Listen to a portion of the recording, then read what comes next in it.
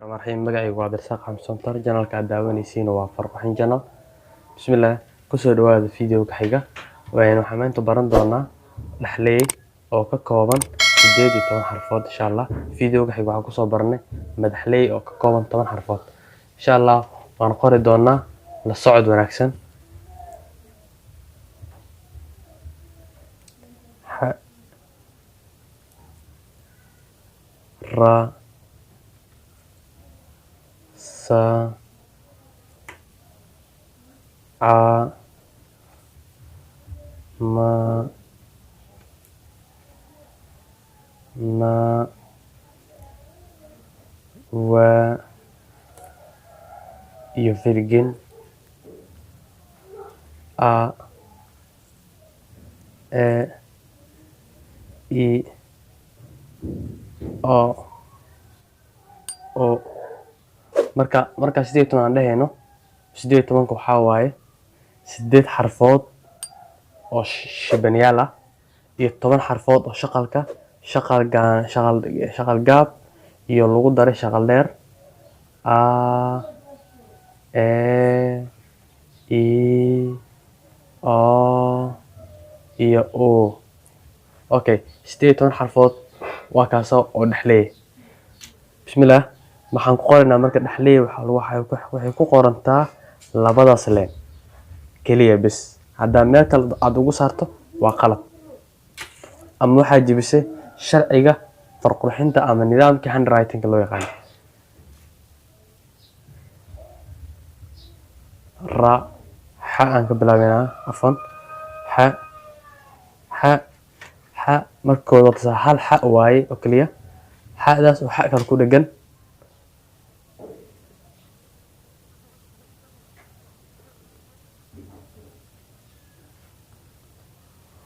waa taasa. Marka garkaas wuxuu ka caawinayaa inaad xaraf kale aad ku dhijiso xarafkaaga garkaas hore iyo garkaas dambe.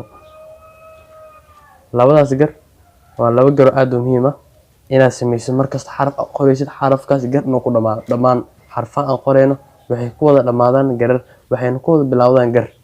Sababtaas waxay tahay in xaraf kale lagu xiray ay u diyaarsan yihiin. Okay, Xasan aan dhigno tusaale. Xasan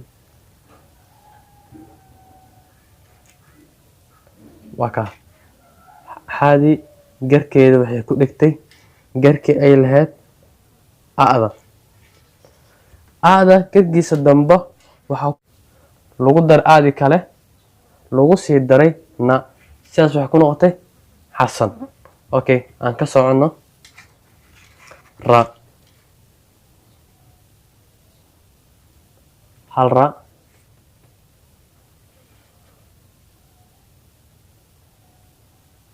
laba ra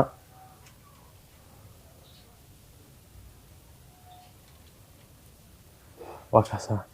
Marka hadda waxaan dhigaynaa rasmi oo ere ahaan aan u soo qaadanaynaa tusaale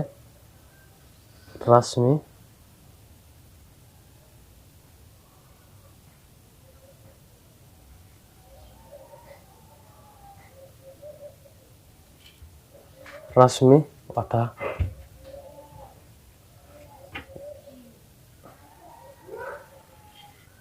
Rasmi.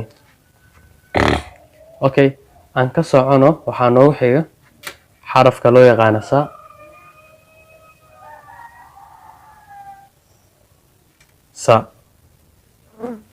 laba sa oo isku xiran.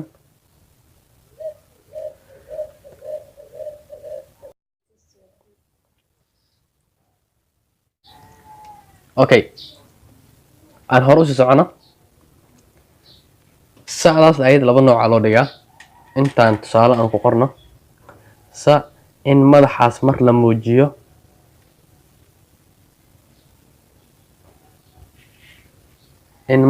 mar la muujiyo marna sidaas loo dhigo oo waxba madax aan la muujin. Waxba madax in la muujin oo sidaas bila madax mid loo dhigo ama sidaas in loo qoro oo madaxaas kor loo sameeyo labadaas qaab waa loo dhigi karaa. Sa aan ka socono tusaale waxaan kusoo qaadanaynaa Soomaali ama Soomaaliya.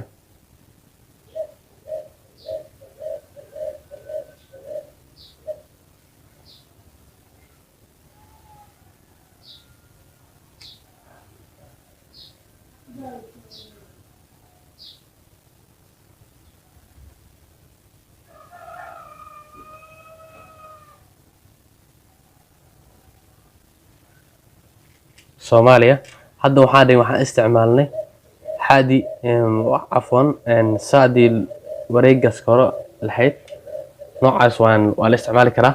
sidoo kale nooc kale la isticmaali karaa jirto ayadana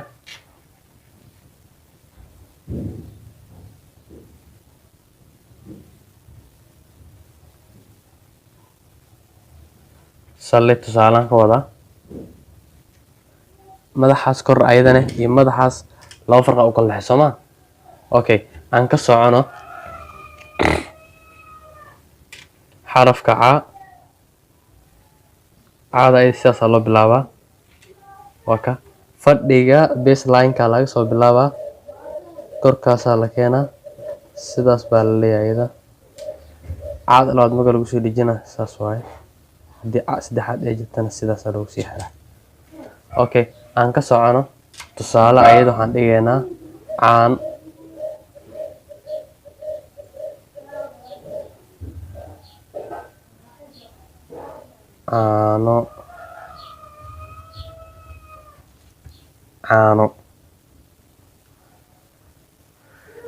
Okay, ma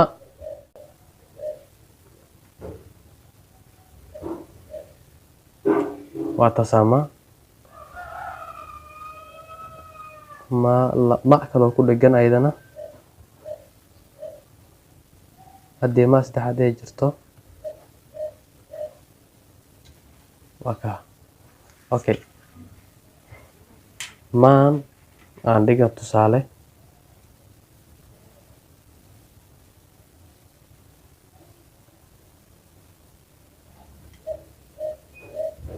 maanka ka dhig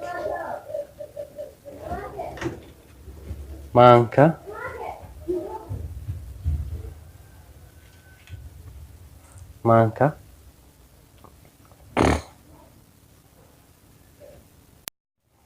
okay na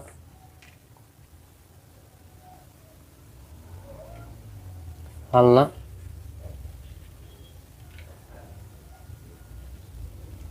labana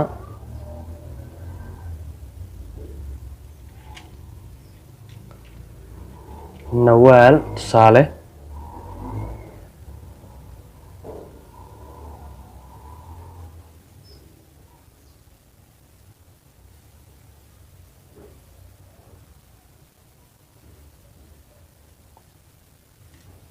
nawaal.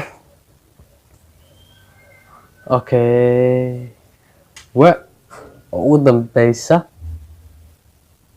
xarfaha shibanayaasha oo la qoro firgin ayada xarfay ku dhex jirtaa waan idin tusi doonaa insha Allah. wa laba waa isku xiran marka ayadana garkaas waada ku jirto labada dhinac oo midka dambe iyo midka gadaale waa muhiim. midka dambe iyo midka horaan rabaa cafwan waa muhiim. wasiir tusaale ahaan u dhigno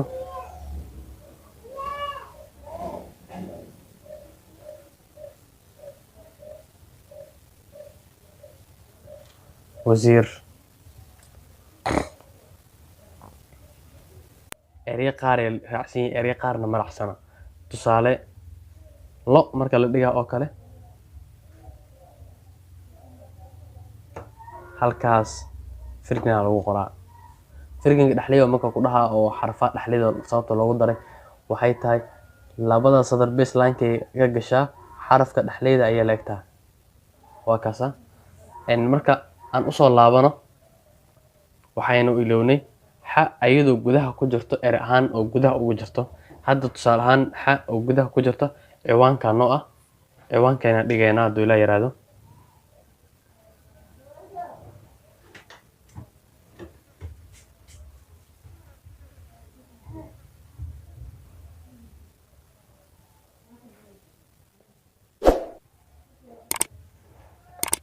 dhaxlay xaadi gudaha ku jirta bas muhiim noo ahayd waa taas waana aragnaa ayadana isku soo laaban doonaa insha Allah.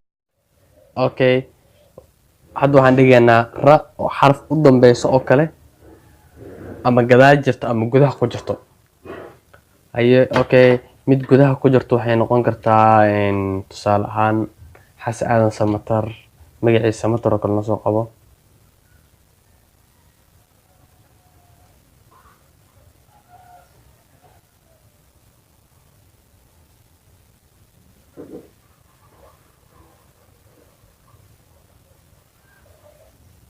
ra oo noocaas ciidan loo dhigaan waa jirtaa.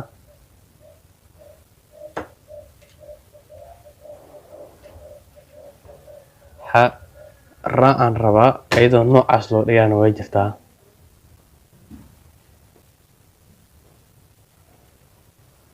ra'aas noo jirtaa hadduu la yaraado way ku jirtaa xarfaan qaadan doono. waxaan dhigaynaa ca oo gudaha ku jirto ayada tusaale macabo noo soo qabo.